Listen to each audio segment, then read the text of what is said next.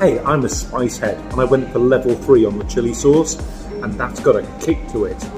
Okay burger buds, I'm on a challenge. I'm trying the RICHEESE Factory fire range. Let's see if it lives up to the name.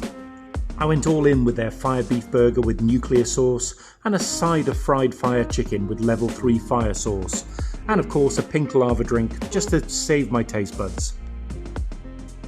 This burger, fresh lettuce, juicy tomato, a solid fast food patty, but let me tell you, the nuclear sauce made my lips tingle like crazy. Sour, fiery and absolutely delicious. Then the fire chicken. Oh man, this was next level. Perfectly fried, juicy and literally falling off the bone.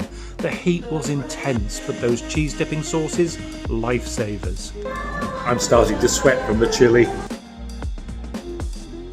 And this pink lava drink tastes like rose, almost like Turkish delight. Not too sweet, just right to cool down that fire. It's got a great rose flavour and it really cools down the heat after the burger. When RICHEESE Factory says chili sauce, they mean it. Oh.